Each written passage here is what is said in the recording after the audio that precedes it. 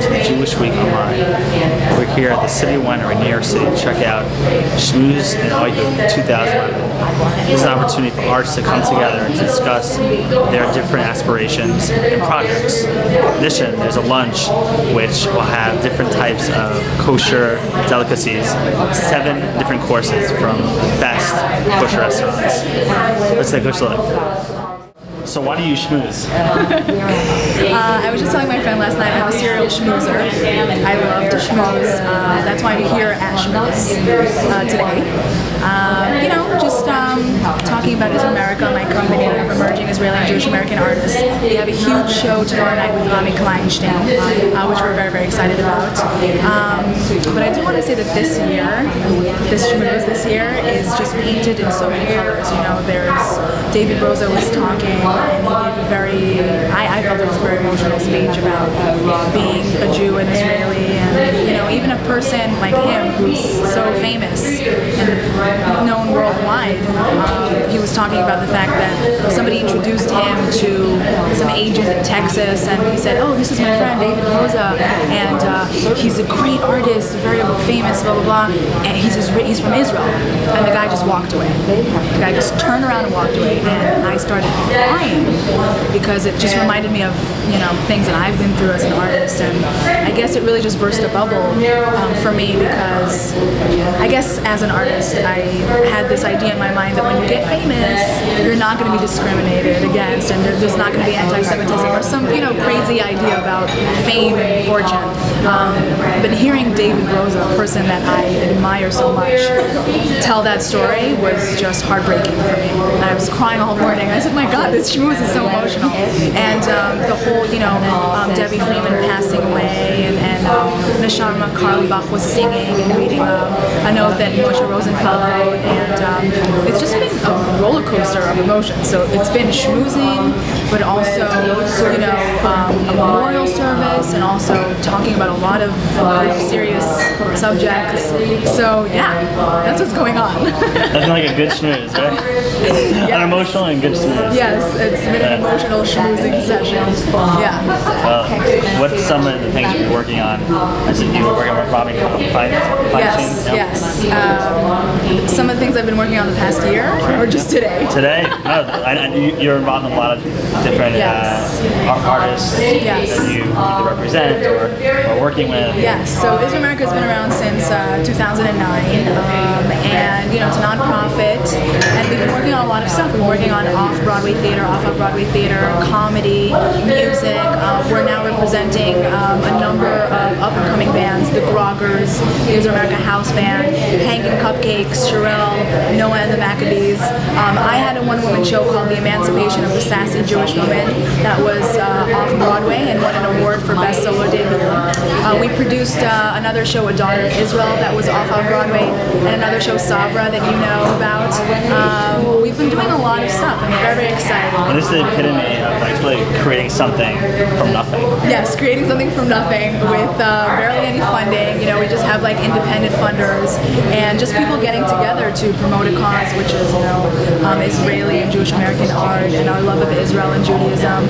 And you know, it's been received very well, and we're very excited to see what happens next year. Where can people learn more about Israel America? IsraelAmerica.com. There's a website. You can Google us. You can read our blog, Israel America Blogspot, Facebook. It's all over the place. Congratulations. Thanks. So we talked a little bit about the pairing of the foods and the art and the artists. What were some of the highlights for you? Well, you know, all 7 courses had different interesting connections between the food, the wine, and the art form. You know, we started the entire series by looking at what's going to be work on a linear progression in terms of the wine, right? So that's kind of, we went traditional, if you will, on the wine pairing. We started with some bubbly, then we went with a light citrus Sauvignon Blanc, then we went into a heavier white, then the reds, and then finished with a dessert wine. Kind of a traditional progression. Then the challenge was, how do you connect you know, food and entertainment, if you will, or art, to that progression. And that's where it was both a combination of what's going to work curatorially as a production and what's also going to work with that particular wine product. So, you know, to me, like Achi Noam Nini, you know, having an Israeli that's a very complicated star with a deep personality, mixed with a red wine that was really very complicated in terms of it being a blend of Cab Franc, Cab Sauvignon, and Merlot, with these percentages that actually happen to mimic her time in Israel versus the United States. I thought that, you know, great, there's a little, you know, serendipity and a nice connection.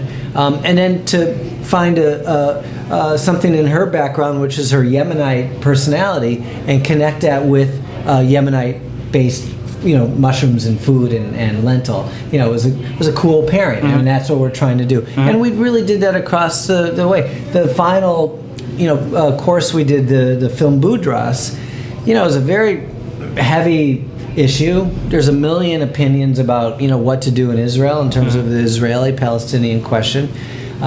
Here's a film that really talks about a interesting coexistence between some people in the town of Boudras. And the chef, Dan Lechner from Mana Catering, I said, can you do something like a yin-yang, you know, kind of classic New York black and white cookie, you know, which represented a lot for people, you know, for a long time. He was like, yeah, but a black and white cookie's boring, you know, let me come up with something. And he did. He came up with what was like this New York, you know, classic Lindy's cheesecake, you know, with a little Yemenite, you know, spice, you know, and so, you know, everyone kind of got into it. As a chef who became very creative, and as an artist, the artists who are always fairly creative, and you know, pairing with them on the wine side was actually maybe the easiest. You know, we were traditional. So that's why I said at the end, I thought that the chefs, not only did they have a challenging environment with 250 hungry, starving Jews, as you saw just in our little segue cut there, all the people, but you know, they also had to figure out, I think, what was going to be the right flavoring to go with the wine and with the art. And in that sense, I think they all did a great job. And with Schmooze and Oihu and all the different things that you're involved in, what made you like sort of create like, these types of organizations? You know, I'm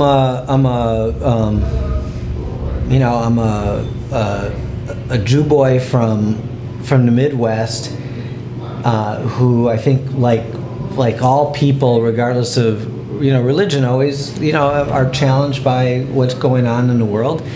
And I don't know what it is in my DNA that makes me want to do shows, do productions as my way to communicate, as my thing.